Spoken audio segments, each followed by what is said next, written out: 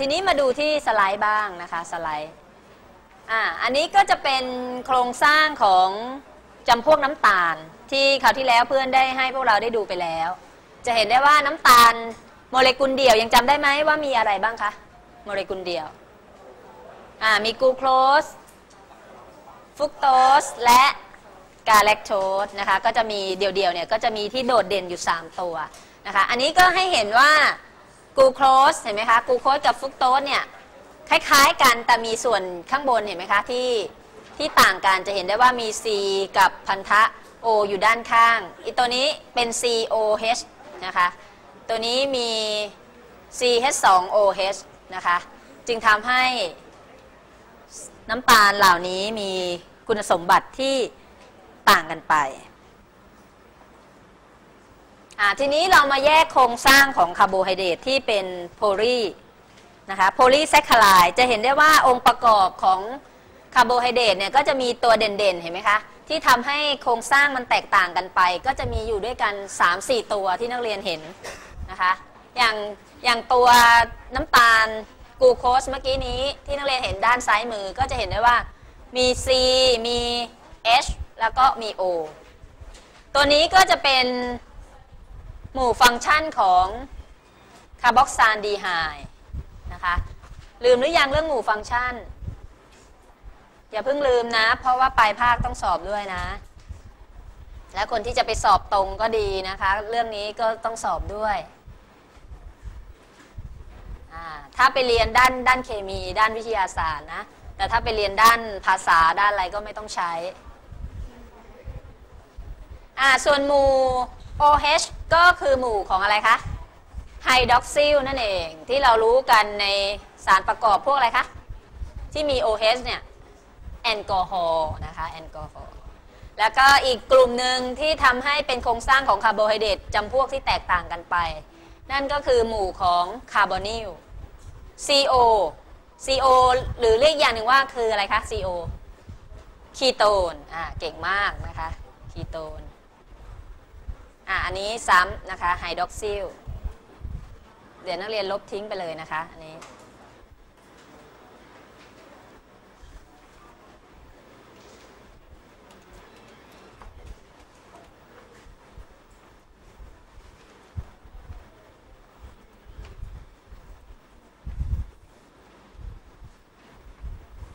นะคะก็จะมี3ตัวที่ทำให้น้ำตาลกลูโคสฟรุกโตสและกาแลคโตสมีโครงสร้างที่ต่างกันไปขึ้นอยู่กับการรวมตัวและไปเกาะ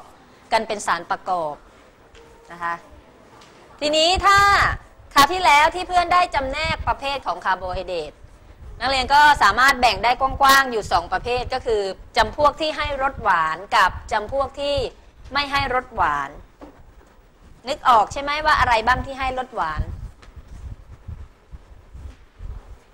ก็พวกไหนคะที่ให้ความหวานก็คือน้ำตาลนั่นเอง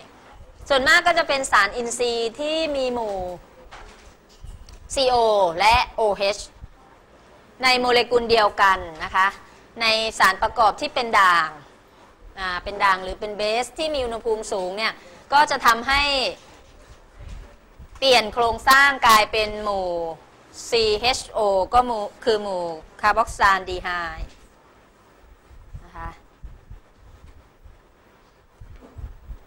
ซึ่งตรงนี้มันก็จะทำให้มีรสหวานได้นะคะ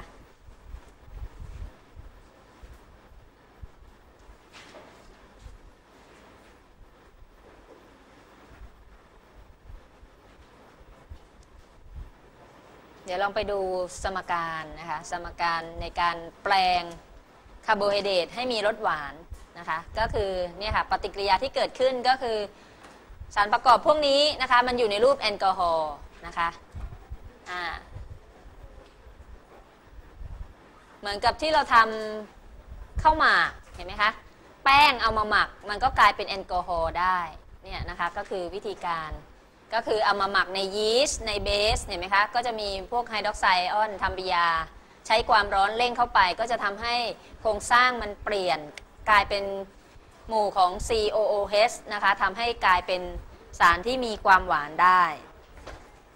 ทีนี้จากที่เราเรียนรู้กันไปแล้วว่าน้ำตาลเนี่ย เราจะมีวิธีการทดสอบอาหารจำพวกน้ำตาลด้วยสารอะไรคะยังจำได้ไหมสารอะไรคะเบเนดิกต์เก่งมากนะคะเพราะฉะนั้นถ้าเกิดในข้อสอบถามว่าสารอะไรที่ใช้ทดสอบน้ำตาลนักเรียนก็ต้องตอบได้นะสารละลายเบเนดิกต์มีสีอะไรคะ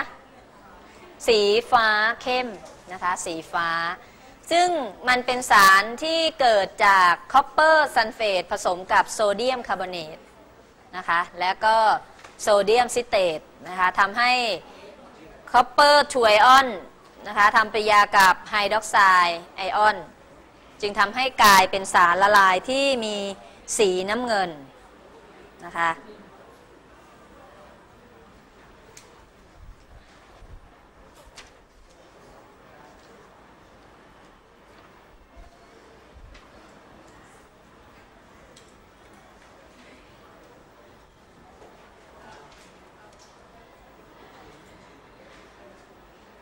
ส่วนอีกประเภทหนึ่งนะคะก็คืออาหารประเภทที่2ก็คือคาร์โบไฮเดรตที่ไม่มีรสหวานเช่นอะไรบ้างคะเช่นอะไรบ้างแป้งอะไรคะนอกจากแป้งแล้วมีอะไรอีกแป้งเซลลูโลสไกลโคเจน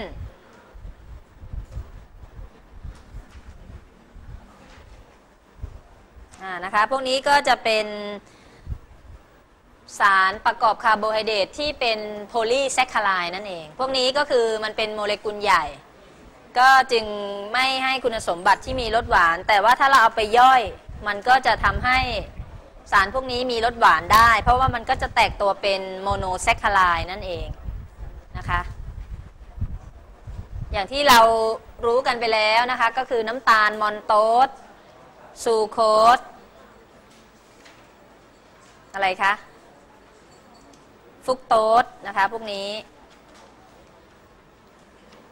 ก็จะเป็นโมเลกุลคู่ของน้ำตาลโมเลกุลเดียวนะคะ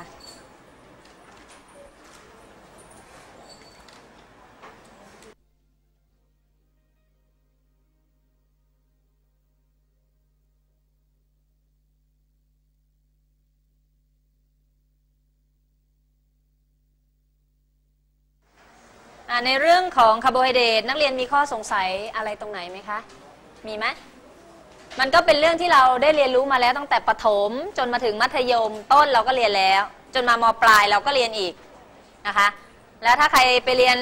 ปริญญาตรีในด้านภาคคหกรรมก็ต้องเรียนอีกนะคะเพราะว่าตรงเนี้ยสำคัญอย่างใครคิดว่าเรียนคหกรรมนะคะใครคิดว่าจะไปเป็นเชฟไปเป็นกุ๊กนะคะทำกับข้าวเนี่ยนะต้องเรียนวิทยาศาสตร์ด้วยนะคะต้องเรียนเคมีด้วยบางคนไม่คิดว่าจะต้องเรียนใช่ไหมแต่จริงๆแล้วมันต้องเรียนเพราะว่าการทำอาหารนี่ล้วนแล้วแต่ทำไมคะเป็นสารอาหารที่เราต้องรู้ทั้งนั้นเลยในการทำปฏิกิริยาการหมักการทอดนะคะการทำยำอะไรเนี่ยพวกนี้ก็จะต้องรู้สูตรของสารอาหารพวกนี้นะคะ